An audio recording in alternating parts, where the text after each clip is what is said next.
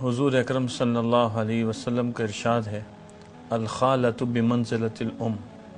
کہ خالہ وہ ماں کی طرح ہے۔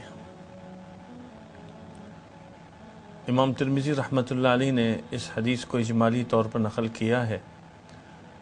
اس کا پس منظر کچھ ایسا ہے کہ آپ صلی اللہ علیہ وسلم عمرہ قضا سے واپس تشریف لا رہے تھے، تو آپ علیہ الصلاۃ والسلام کے پاس حضرت حمزہ بن عبد المطلب رضی اللہ عنہ کی بیٹی دوڑتی ہوئی آئی اور کہنے لگی چچا جان چچا جان، اور آپ صلی اللہ علیہ وسلم کے پیچھے آنے لگی۔ تو حضرت علی رضی اللہ عنہ موجود تھے، انہوں نے اس بچی کا ہاتھ پکڑ لیا، وہ ان کی بھی بھتیجی تھی۔ اچھا، یہ آپ جانتے ہیں کہ حضور اکرم صلی اللہ علیہ وسلم اور حضرت حمزہ رضی اللہ عنہ، ان دونوں میں چچا بھتیجے کا بھی رشتہ ہے اور دونوں آپس میں رضاعی بھائی بھی ہیں، اور عمر کا فرق 2 سال کا ہے، زیادہ فرق بھی نہیں ہے۔ تو یہاں پر جب یہ واقعہ پیش آیا تو اس وقت 2 صحابی اور بھی موجود تھے، ایک حضرت علی رضی اللہ عنہ کے بھائی حضرت جعفر بن ابی طالب رضی اللہ عنہ، اور دوسرے حضرت زید بن حارثہ رضی اللہ عنہ۔ تو اب اس بچی کی پرورش کے حوالے سے ان تینوں حضرات میں آپس میں گفتگو ہونے لگی، تو آپ صلی اللہ علیہ وسلم نے ارشاد فرمایا کہ اس بچی کو اس کی خالہ کے حوالے کرو، اور ان کی جو بچی کی جو خالہ تھی وہ حضرت جعفر رضی اللہ عنہ کے نکاح میں تھی،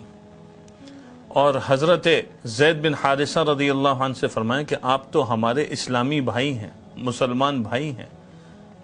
دین کے اعتبار سے بھائی ہیں، اور حضرت علی رضی اللہ عنہ سے فرمایا کہ آپ مجھ سے ہیں اور میں آپ سے ہوں۔ اب یہ جو ایک حدیث ہے، یہ ایک پس منظر ہے جو ہمیں اس بات کی طرف رہنمائی کر رہا ہے کہ بچے کی تربیت میں ماں کے بعد جس کا حق مقدم ہے وہ خالہ ہے، اور پھر اس کی تفصیل فقہ کی کتابوں میں مذکور ہے جو ہم علماء کرام سے پوچھ سکتے ہیں۔ یہاں جو اشارہ کرنا مقصود ہے، جس طرف لانا مقصود ہے، وہ یہ ہے کہ یہ رشتے ناتے یہ ہمارے پاس بہت بڑی نعمت ہیں، یہ دین کی برکت ہے کہ اللہ نے ہمیں رشتے دیے۔ جیسے ایک روایت میں آتا ہے کہ چچا وہ باپ کی طرح ہے، العم کالاب، اسی طرح خالہ یہ ماں کی طرح ہے۔ آج اس دنیا کے اندر ہم ماحول دیکھتے ہیں، لوگوں کو دیکھتے ہیں، رشتے ناتوں میں کتنی کمزوری نظر آتی ہے، ایک دوسرے سے جھگڑے اور ایک دوسرے سے بدگمانیاں اور ایک دوسرے کے متعلق غلط فہمیاں دن بدن بڑھتی جا رہی ہیں، اور وہ سگے بہن بھائی جو کبھی ایک ہی پلیٹ میں کھاتے تھے، ایک ہی بستر پہ سوتے تھے، ایک ہی کمرے میں کھیلتے تھے، ایک ہی ماں سے انہوں نے دودھ پیا، ایک ہی باپ کی تربیت میں رہے، آج ان میں فاصلے بڑھتے چلے گئے، بچوں میں اور بچیوں میں بھی فاصلے ہو گئے۔ یہی بیٹیاں کل کو بڑی ہو جاتی ہیں۔ اب جب یہ فاصلے ہوتے ہیں تو یہ فاصلے صرف ان 2 تک نہیں رہتے، ان کی اولاد تک منتقل ہو جاتے ہیں۔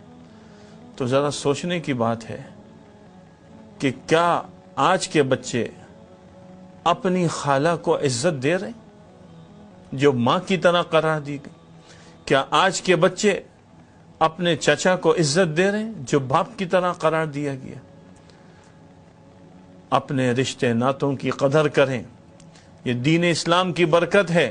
جس نے ہمیں یہ خوبصورت رشتے عطا کیے ہیں۔ صلہ رحمی کو فروغ دیں،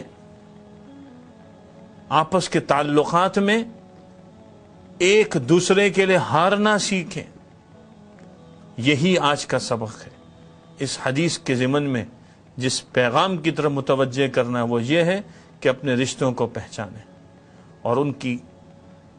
جو اللہ نے ایک ہمیں نعمت کے طور پہ دیے ہیں قدردانی.